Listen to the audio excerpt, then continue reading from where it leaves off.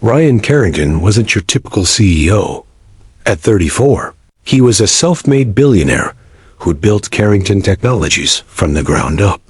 Known for innovation, sharp business instincts, and a cold edge in the boardroom, Ryan had a softer side that very few people ever saw, especially since his wife passed away during childbirth 6 years ago, leaving him to raise their twins, Mason and Lily, alone.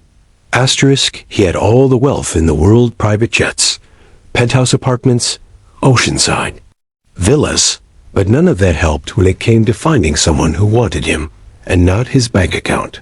Every date in the past 3 years had ended the same way: smiles, charm, then dollar signs in their eyes the moment they realized who he was. The worst part? The twins always noticed. Asterisk. Daddy, she liked your watch more than your jokes, Lily once whispered during a limo ride home. Asterisk. So, when his assistant secretly signed him up for a blind date app as a joke, and he got matched with a woman named Elena who only gave her first name and a simple profile, Ryan had an idea. What if, just once, he met someone as himself? No wealth, no power, just Ryan, a single dad?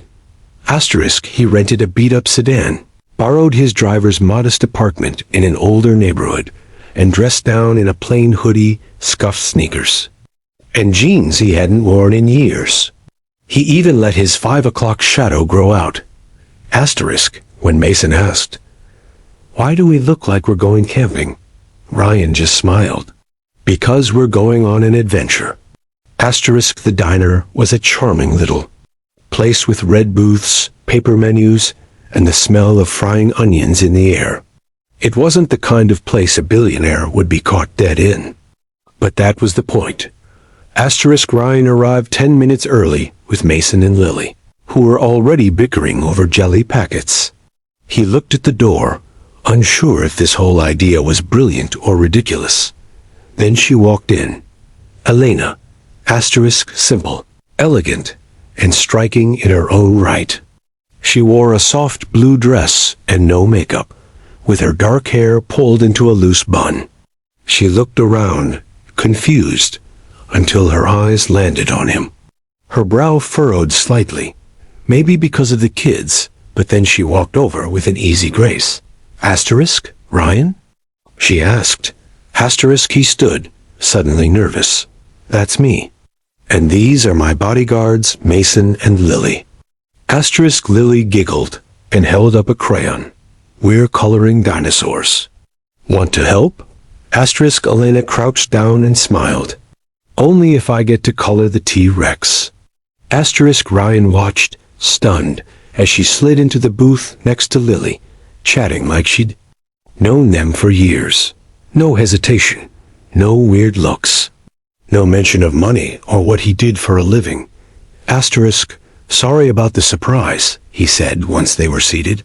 I figured if someone's going to date me, they should know I come with extras. Asterisk, Elena raised an eyebrow playfully.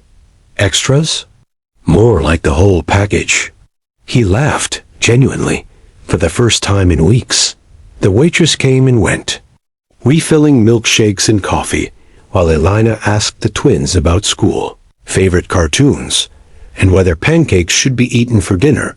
They agreed, loudly, that they should. Asterisk, when the kids got distracted drawing robots on napkins, Elena leaned in. So, what do you do?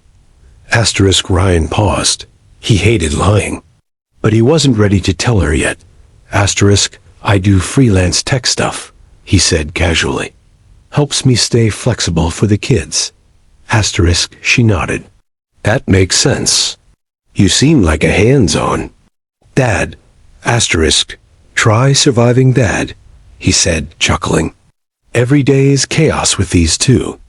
Asterisk, I like that, she replied. Most people treat kids like an inconvenience on first dates. Then most people don't deserve them, he said before he could stop himself. Their eyes met across the table. No pretense. No roles.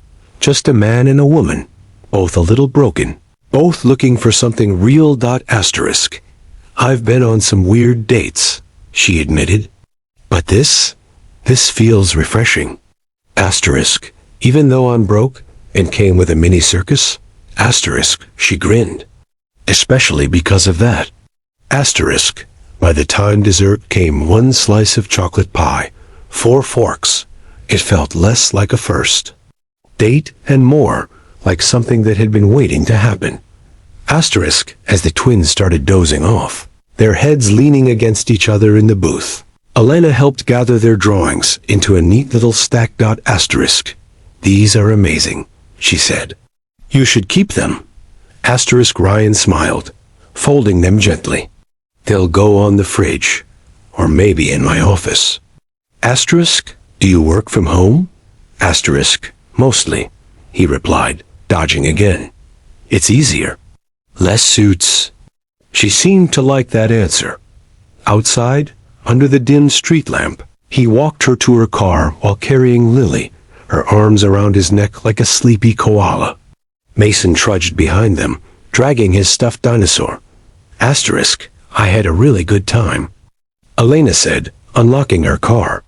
Even if it wasn't what I expected. Me too, he said quietly. You going to call me? Asterisk, definitely. Unless I lose your number. Asterisk, she tapped his phone. Not a chance. Asterisk, as she drove off, Ryan stood there for a long time, Mason leaning against his leg, the twins quiet for once. Asterisk, what's wrong, Gaddy? Mason asked. Asterisk, nothing, Ryan said softly. Everything might finally be right. Asterisk, that night, after tucking the kids into bed back at the borrowed apartment, Ryan sat at the kitchen table with a cold cup of coffee and stared at his phone.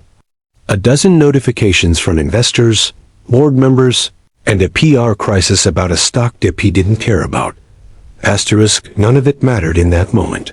Asterisk, what mattered was that Elena had looked at him, and not the version printed in Forbes or Wired. She'd seen the guy coloring dinosaurs, the man wiping ketchup off his daughter's chin, the father who still hadn't figured it all out. Asterisk, and somehow, she'd smiled through it all. He tapped out a message. Ryan, I had a great time tonight. Thank you for seeing me. Not just the noise around me. The dots blinked almost instantly. Elena, me too. Honestly, it was the first time in a long time I felt like someone wasn't performing. Just being. He smiled. The plan was working. Asterisk, but what he didn't expect was how real it already felt.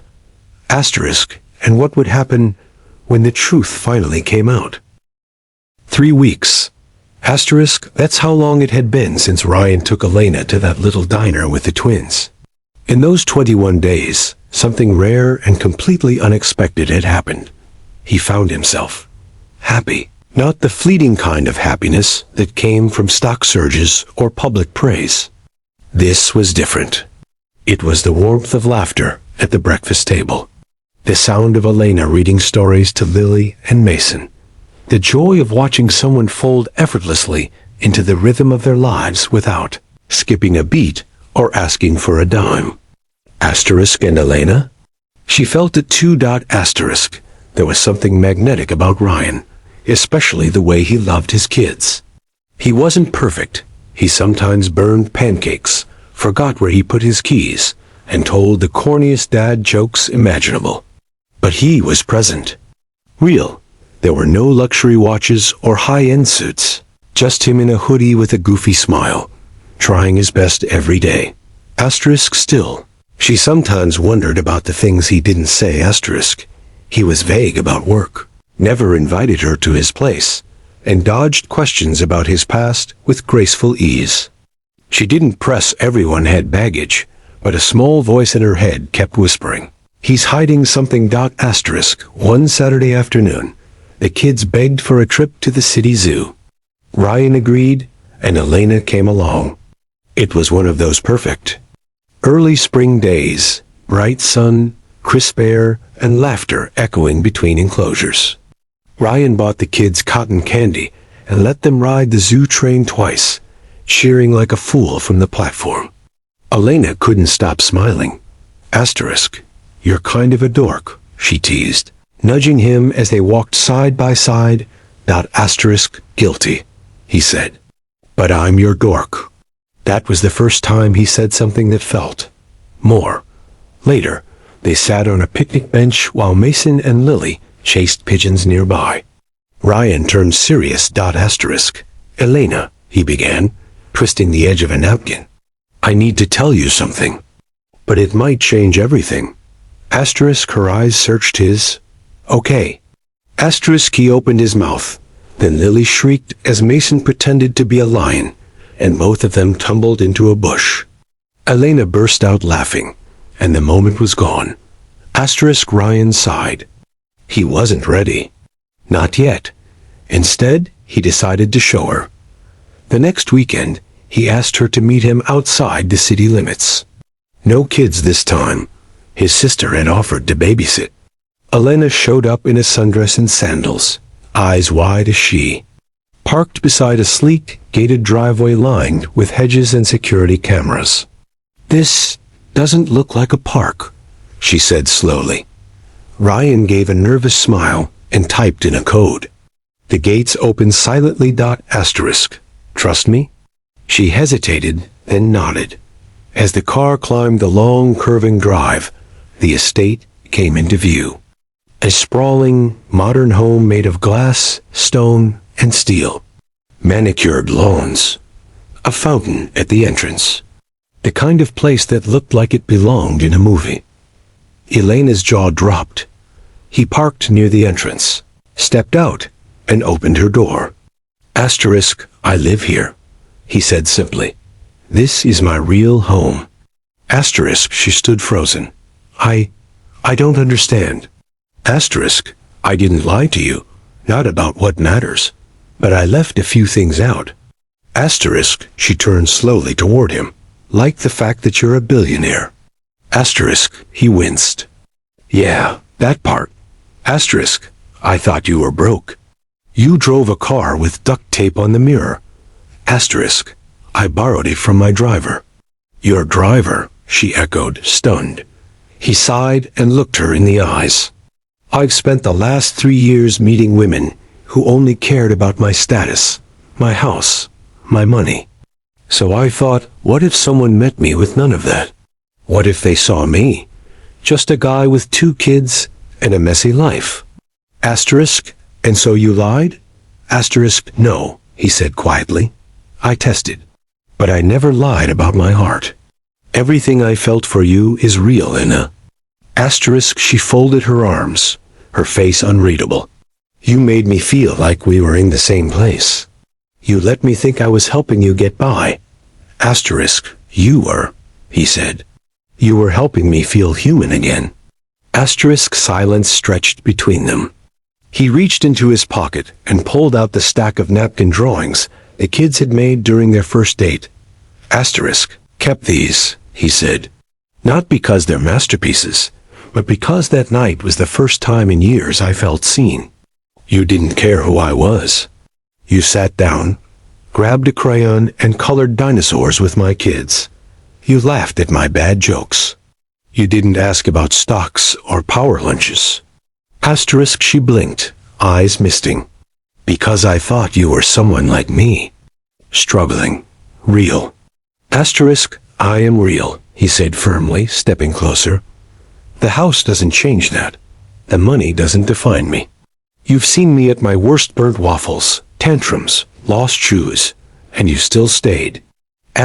He reached for her hand. You didn't fall in love with the millionaire. You fell in love with the man who brings his kids to blind dates and can't fold laundry properly. Her lip quivered. I don't know what to feel, Ryan. I hate being lied to. But I do love that man. He took her hand gently. Then take your time. Yell at me if you want. Walk away if you need. But know this, I've never been more myself than I have been with you. And if you give me the chance, I want to build something real. Not built on lies, but on truth. She stood there, staring at the house. Then at him. Part of her wanted to run. But another part won louder. And Stedia remembered every laugh, every look, every soft moment between them. Asterisk, the man who stood before her wasn't the mansion. He wasn't the empire. Asterisk. He was the guy who kneeled in the grocery aisle to tie Lily's shoes. Who held Mason when he had a nightmare. Who told her she looked beautiful, even with ketchup on her cheek. Asterisk. And he was still holding those dinosaur drawings like they were worth millions. She exhaled slowly. I need time, she said softly. Asterisk. I'll wait, he promised. Asterisk, she looked back at him, a tear sliding down her cheek. But if we do this again, you better not show up in a Ferrari. Asterisk, he grinned. Deal. I'll bring the duct tape sedan. They both laughed, tension easing between them like a weight lifted. That night, after she left, Ryan sat on the edge of the twins' bed. Mason stirred and looked up sleepily. Asterisk. Did she like the big house, Daddy? Asterisk, Ryan smiled. She didn't care about the house, buddy. Asterisk, Lily mumbled. Half asleep? Are we gonna see her again? Asterisk, he kissed her forehead. I hope so. The next morning, a text lit up on his phone. Elena. Still processing. Still annoyed. But I miss you already. Also. Lily left her dinosaur drawing in my purse. Tell her it's safe. Asterisk, Ryan. Thank you. For not running. Asterisk, Elena. I almost did. But then I remembered. Love doesn't come with a price tag. And just like that, everything changed again. But this time, for good.